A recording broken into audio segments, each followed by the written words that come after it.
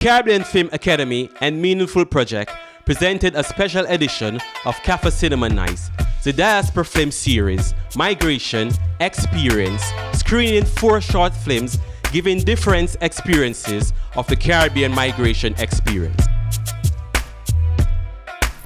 Tonight our theme was the Caribbean migration experience, and we picked 4 films from 4 different Caribbean countries, all describing different aspects of that experience. So the first film is a film called Teacock, and it was made in Martinique, and it's a story that described what the life a little boy led after his mother left to go to France and left him with his grandmother, and what their relationship was like while he was there with her, and then what their relationship was like after he left to join his mother in France. If you were born and raised in a particular place, you want to see yourself and your family advancing. Mm-hmm. And if you don't see it, then you leave. The reason why I think a lot of people make the decision, even when our parents or our mother migrated or they left, is for that same reason, finances. My dad's sister, who is 96 now, the only one that's alive,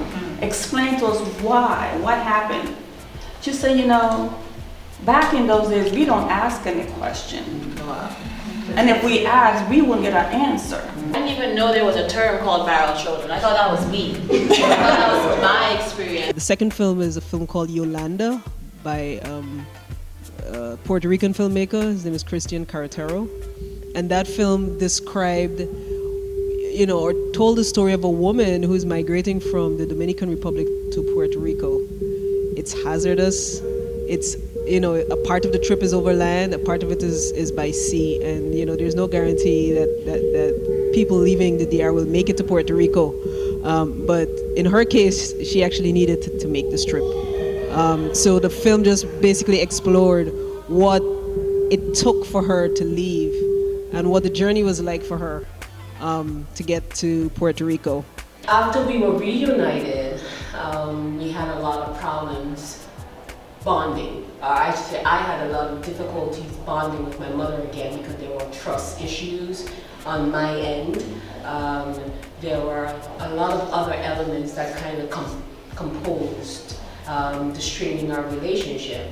And fast forward, it took me almost 25 years to kind of come full circle as far as the sacrifices that my mom made for me and understanding that also because my mom had an opportunity to leave, and she always tells this story, but she didn't, right? She said, I'm gonna stay with my kids, and it was 3 of us. I'm like 18 years or 16 years younger than my nearest sibling. And she stayed with us. Things weren't always good. I always tell people here, do you know what bagasse board is? Well, my house was partially made of bagasse, right? I was telling a coworker of mine, I shared a cot with somebody else from the country who, came to town for school.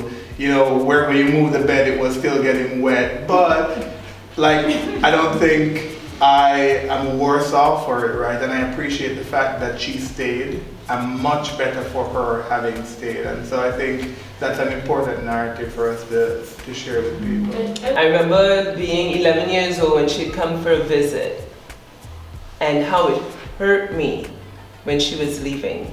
So much so that I took her coat. They had come for carnival.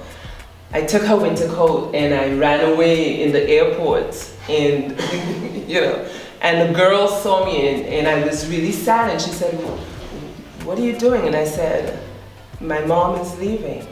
I said, she said to me, you have to go and see her before she goes. And that is what made me take the coat and go back to where they were looking for me.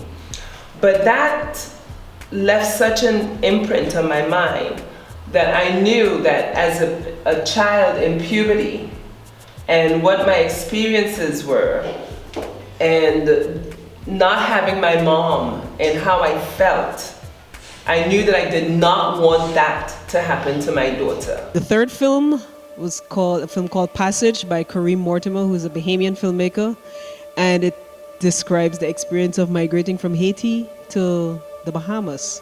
and you know what it's like being out at sea and what happens to people. What are some of the things that can happen to people on that journey? But you know, people are making that trip, and despite the types of things that can happen, and what happened to the main characters in that story.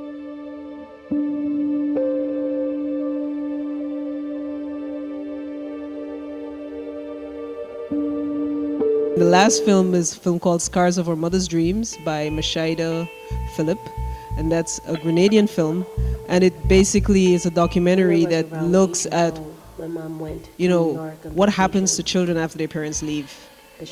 What Scars of Our Mother's Dreams. So our mothers and fathers are leaving to pursue their dreams in other countries, and they leave their children behind, and the film just takes a really in-depth look at what happens to those children who get left behind. So I went in search of answers. Scars of Our Mother's Dreams were inspired by my own personal story, and I was in search of finding answers to see if there were any other individuals out there who shared similar experiences like I did. And I basically went back to Grenada in search of answers. If you want to see films by Caribbean filmmakers telling our stories, seeing ourselves on screen, hearing our accents in these films, and just having that kind of access to films of filmmakers in New York, come out to our screening series. Come chat with me.